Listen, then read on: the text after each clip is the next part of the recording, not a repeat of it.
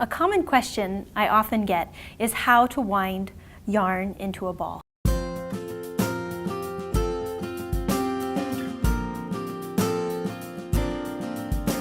I love winding yarn by hand, and I have so many beautiful skeins that I really just want to spend more time touching and handling.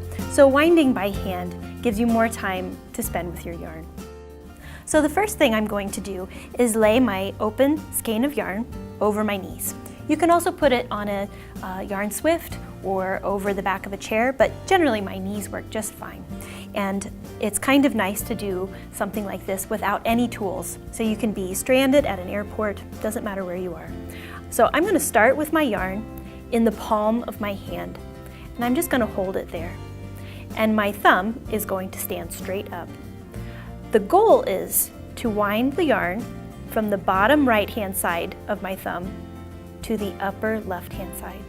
So if you've ever seen a ball winder work, it's doing just the same thing.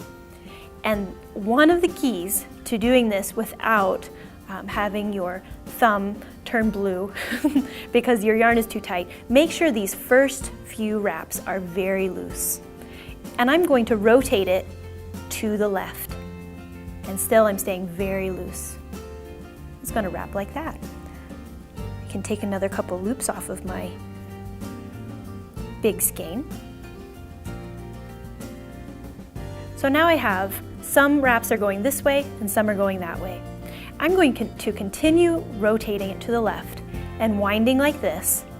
And now I don't have to be quite as careful about staying loose because it's not going to be too tight on my thumb. And I can keep pulling my thumb out. You can see the hole's still right there.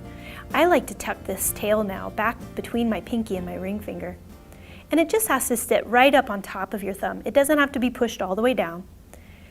And when you get comfortable doing this, you can just keep wrapping, and these back fingers can rotate that ball.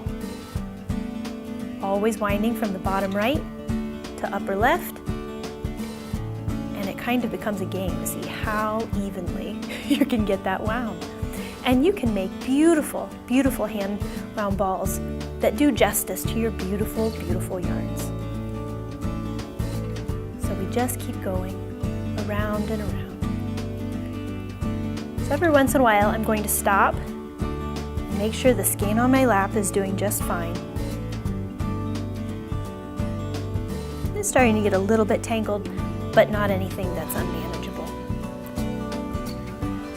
I'm just going to wind and wind and wind. So I learned to do this style of center pull ball on my thumb in a Nancy Bush workshop. She was teaching socks, and we all needed to wind our yarn before we got started. And from the very first time I wound a ball this way, I was absolutely hooked. And what we're creating, once again, is a center pull ball. So this isn't just any type of ball. I'm keeping that tail tucked back here in my finger the whole time. And that means that when I'm all done, it just unravels straight out of the center. And that's really nice while you're working because you don't have a ball of yarn that's rolling around on the floor. It's not getting tangled in your basket. It's coming right out of the center. And because I was careful not to wind the first few rounds very tightly, it's not kinking my yarn up.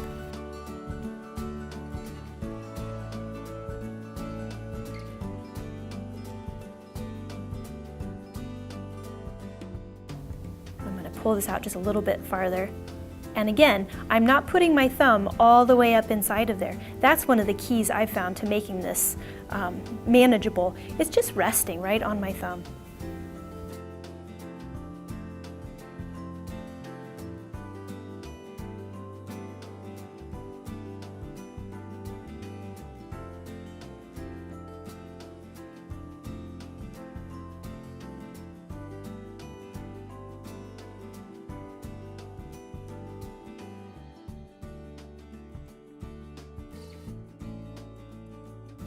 So when you're down to your last foot of yarn, how I like to secure this type of ball is to hold this last wrap in place and then wrap it around the outside of the ball. And when you come to that point again, tuck it in and pull it back the opposite direction. And that keeps it so nice and tidy.